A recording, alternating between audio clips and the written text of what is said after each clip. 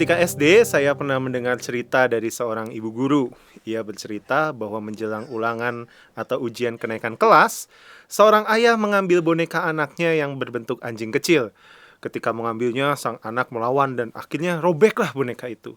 Dia menangis sejadi-jadinya. Akan tetapi, ayahnya meminta ia untuk ujian terlebih dahulu dan jika selesai, nanti akan dikembalikan anjing kecil tadi. Singkat cerita, pada hari terakhir ujian, ayahnya menjemput dia pulang. Ia ingin bertanya tentang bonekanya yang rusak itu, tapi dia ragu karena dia lihat sendiri bonekanya itu robek. Ketika sampai di halaman rumah, anak itu kembali menangis dan ayahnya pun tahu kenapa anaknya menangis. Ayahnya bilang kepada anaknya agar masuk dahulu ke rumah. Ketika masuk ke rumah, nah disitulah ia kaget karena boneka anjingnya malah menjadi hidup. Rupanya ayahnya membelikan seekor anak anjing yang persis dengan bonekanya. Dia kembali menangis karena senang dan segera memeluk ayahnya. Dia senang karena ayahnya sungguh tahu apa yang ia butuhkan. Bonekanya memang tidak pernah kembali, tetapi ia mendapatkan lebih dari sekadar boneka.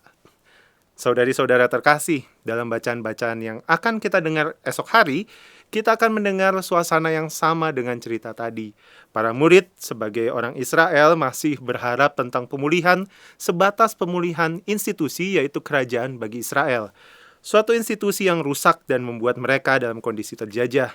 Itulah yang disampaikan oleh para murid kepada Tuhan Yesus Kristus sebelum ia naik ke surga, yang ceritanya akan kita dengar dalam bacaan pertama esok hari. Akan tetapi rencana pemulihan yang ingin Tuhan Yesus Kristus wujudkan melebihi dari hanya sekadar sebuah institusi kerajaan bagi Israel. Terlihat ketika ia mengutus para muridnya ke Yerusalem, Yudea, Samaria, dan sampai ke ujung bumi. Ia menugaskan para murid untuk menjadi saksinya dan mengajarkan semua bangsa segala sesuatu yang diajarkannya. Ketika mendengarnya mungkin agak aneh, karena pertanyaan para murid dan jawaban Tuhan Yesus Kristus seperti tidak nyambung. Tentu karena ada perbedaan sudut pandang, seperti anak tadi yang mengharapkan boneka anjing kecilnya yang robek itu kembali, sementara ayahnya tahu yang dibutuhkannya bukan boneka anjingnya, tetapi yang lebih dari itu, yaitu seekor anak anjing. Kita akan mendengarnya dalam bacaan kedua esok hari. Santo Paulus menyampaikan pesan yang sangat jelas agar kita memohon kepada Bapa agar memberikan roh hikmat, agar dapat mengerti pengharapan yang sejati itu seperti apa. Saudari-saudara terkasih, terkadang kita mirip para murid dan juga anak dalam kisah tadi. Mungkin kita pernah ada di situasi yang enak, lalu situasi itu rusak. Harapan kita, Allah dapat mengembalikan kita ke situasi itu lagi. Akan tetapi, Allah jauh lebih mengetahui apa yang sebenarnya kita butuhkan dan bukan sekadar yang kita inginkan.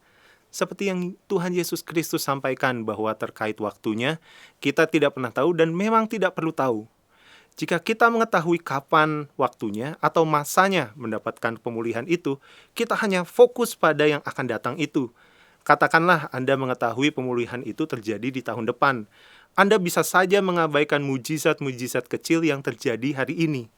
Padahal Allah tidak hanya bekerja di garis akhir, melainkan Ia pun bekerja di setiap langkah di perjalanan kita. Saudari-saudara terkasih, masa di antara kenaikan Tuhan hingga turunnya Roh Kudus nanti adalah masa penantian yang kudus bagi kita. Bukan suatu kebetulan bahwa bulan ini juga bulan Maria, sehingga kita diingatkan bahwa kita tidak berdoa sendirian. Seperti halnya para murid yang berdoa senakal di loteng bersama Bunda Maria, kita pun diajak untuk memohon kepada Allah dapat menerima karunia Roh Kudus. Semoga pada saatnya kita benar-benar dituntun oleh Roh Hikmat sehingga menyadari segala karya dalam penyertaannya hingga pada akhirnya mengalami pemulihan itu.